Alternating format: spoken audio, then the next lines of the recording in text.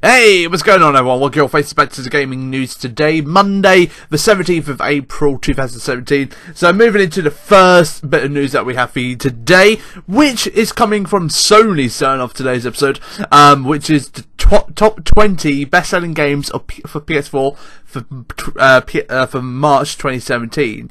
And it's going to be interesting, so I'm just going to do the top 10. I am going to do the top 10, which are most games sold on PSN, which is the store in the US. Sadly, it's not the UK, but it's the US.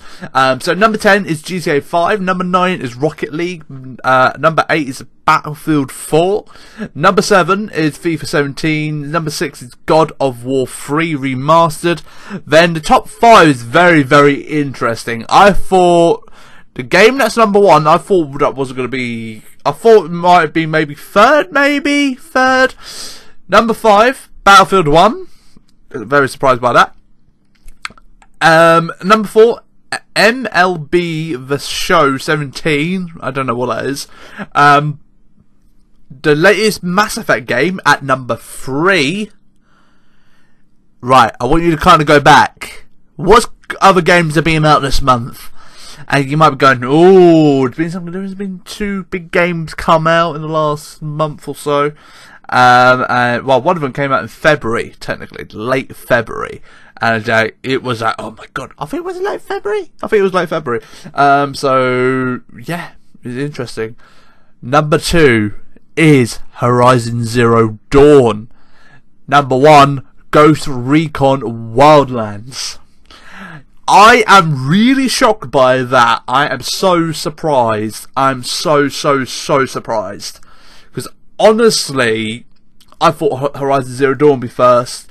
But my prediction for the top 5 would have been maybe like I might probably put FIFA 17 maybe a little bit higher on there maybe, because I've been doing a lot of discount on FIFA 17. I thought Overwatch would be there. Actually, yeah, I'd go with say FIFA, Overwatch. Honestly, Ghost Recon, Mass Effect, then Horizon Zero Dawn. That would have been my top 5. What I thought it would have been, but apparently I'm wrong. I'm always wrong. Then the top DLC sold for that month as well. Number 1 is the latest Call of Duty Remastered. Modern Warfare Remastered. The latest map pack that came out. Battlefield 1 Premium Pass is number 2. Elder Scrolls Online, obviously, because they've been doing more of the promotional sort of stuff. Actually, is that new? I don't know if that's new DLC or something like that, but it's some DLC for that. Obviously, Dark Souls 3, the latest DLC for that as well. Then at Call of Duty Infinite Warfare with their first DLC pack as well. Interesting as well. I wasn't going to do like the top 6 and all that, but I'm just going to quickly mention. And number 6 is Black Ops 3, the Giant Zombies map. Black Ops 3 is still on the top trending kind of map packs, man. That's insane. And at number 10 is Call of Duty Black Ops 3 is with one of their map packs as well, which is absolutely insane. So 2 Black Ops 3 games are in the top 10. It's absolutely mental. So, news coming from Halo today. Microsoft have come out with an article talking about Halo Wars. So, they are also apparently with the Halo 2 edition, if you got like a certain edition, you got Halo, the original Halo Wars, the original one, as a remastered.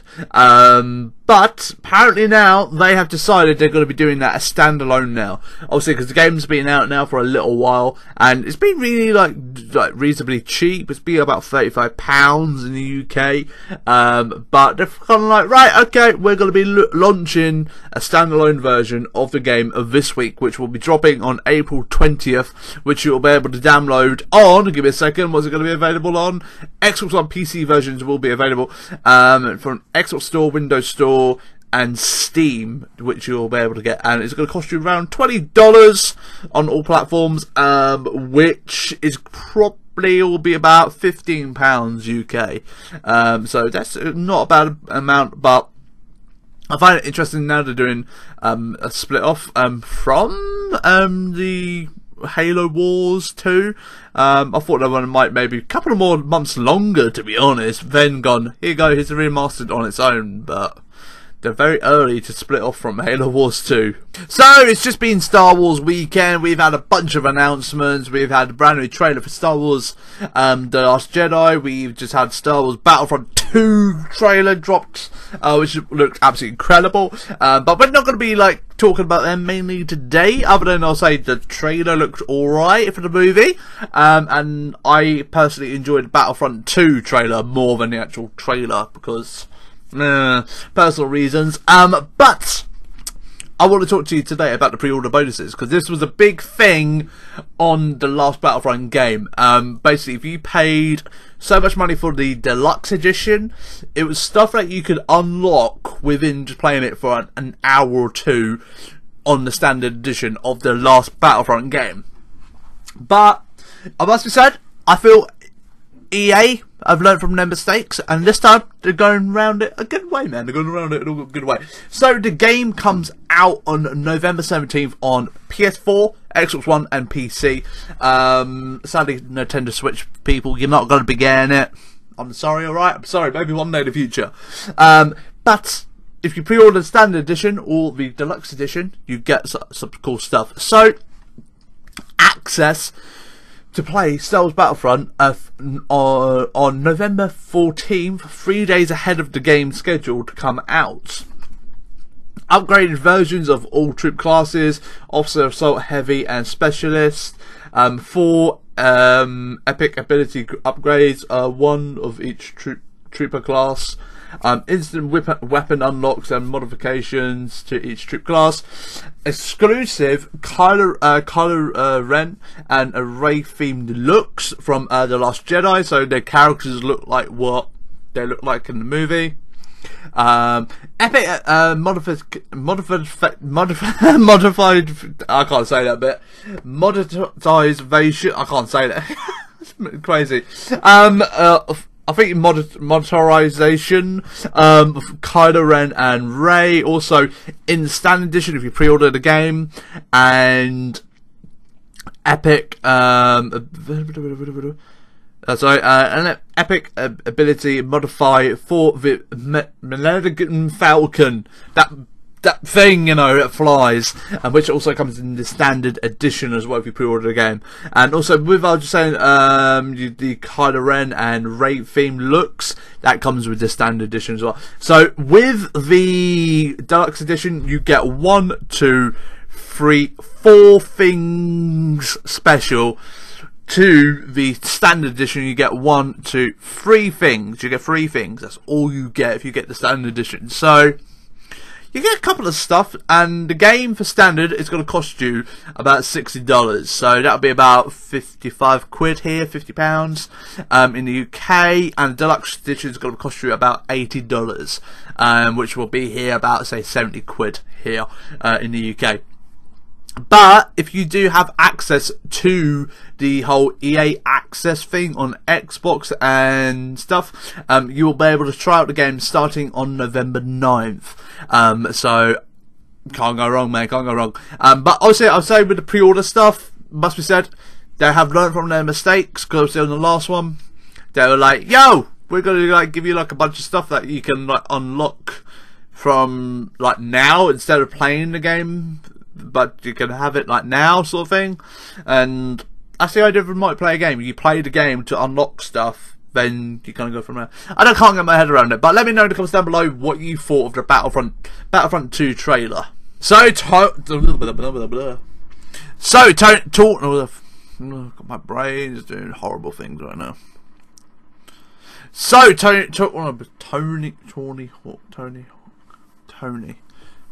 Hawk's.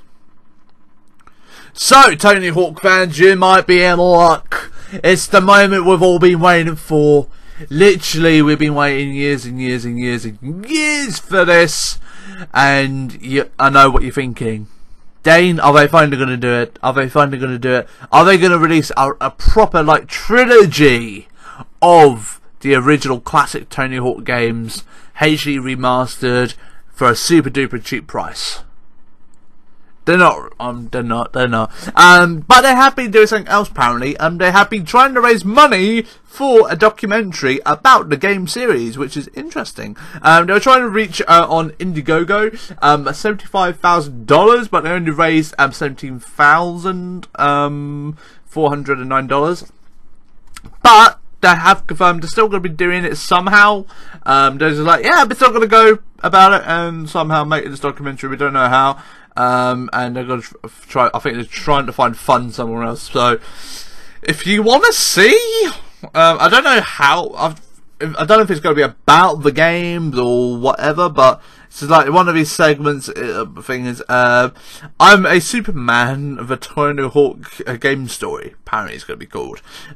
So if you want to go research more into that, but apparently they'll be trying to raise funds to do a documentary about the like Tony Hawk game series. And moving into the last bit of gaming news today, this main news thing today has been mainly about Battlefront 2, which has literally been the biggest thing over the weekend, which is about Battlefront 2 a season pass.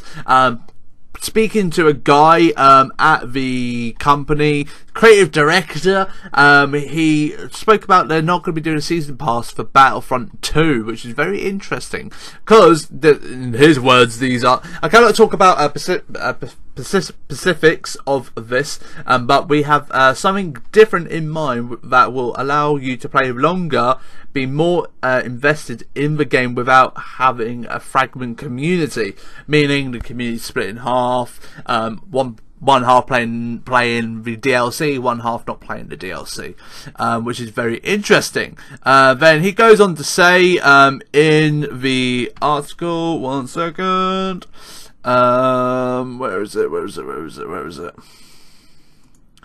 Yeah, so we've decided, you know what, for this type of game, season passes are not the best thing. We need to take this apart and come up with something better. So I'm intrigued to see what they're going to do with this, because if they're not doing a season pass, maybe this could be a thing to like all games. Maybe this could be the future, like demolishing season passes, man. Because for me, I think season passes are cool and all that stuff, but I feel like you should just have to pay a certain amount of money for like one game and you get all the stuff for free, man. Because I bet one game used to cost like £35, but now like 50 quid. Some games are 60 quid, and it's just like it's getting more expensive, man, each year. And I feel like there should just be a set price. You get everything included in that game.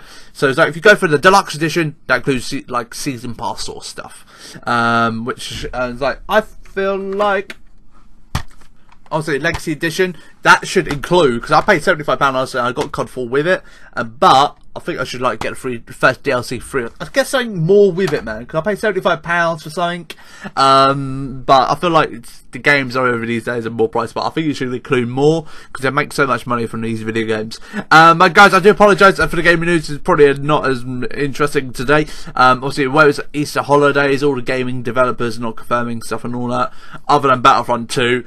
And I'm partially a little bit ill. I've got a really bad heartburn at the moment, which is really like acid in my chest in a minute, so I do apologise if I was a little bit off today, but I did want to bring you the gaming news, and bring you with all the major big stuff that's been going on. But do let us know in the comments down below, how was your Easter, what you thought with The Last Jedi, what did you think of Battlefront 2 trailer, and how much chocolate have you eaten over the last couple of days. But thank you very much for watching. Make sure you leave a like, subscribe, turn channel notifications on. I will be back tomorrow with some more gaming news. Also, it's a normal day tomorrow, so all the gamers, developers will be back at work and all that stuff, confirming some awesome new games. Have yourself a great day, and I will see you all tomorrow at the same time. Bye bye.